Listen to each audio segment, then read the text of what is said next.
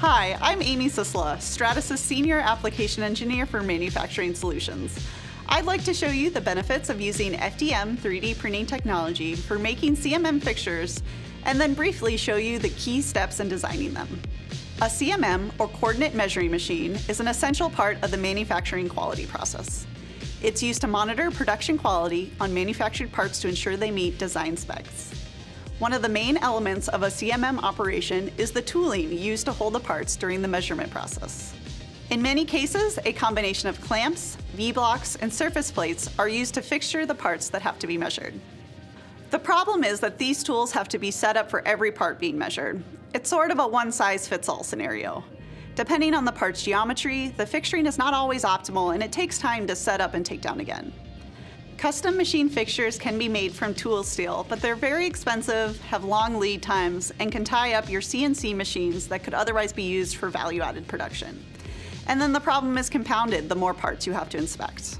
A better way would be to 3D print them instead. By 3D printing them with FDM technology, you can make customized CMM fixtures faster and for much less cost than traditionally machined fixtures.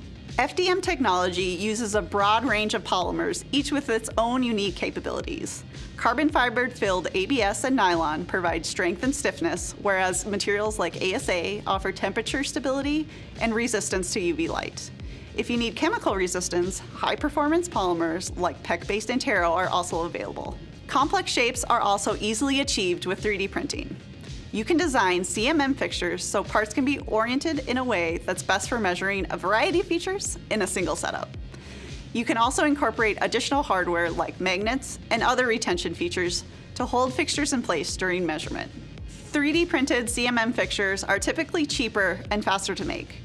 One of our customers produced fixtures in 20 hours versus the typical 4 to 6 week time frame. They also lowered the cost on a particular application from $2,700 to just $270. Another customer saved 93% in lead time and 80% in cost when using FDM CMM fixtures versus machining them. Making CMM fixtures using FDM technology can truly have a positive bottom line impact for you. Here are the key steps involved in designing a typical CMM fixture. First, design or download a CAD model of the part that you're going to measure. In your CAD program of choice, designate a plane and an origin point as the base of the fixture. It is often worth having at least one 90-degree squared corner on the fixture that can be probed as the origin point for the initial fixture alignment.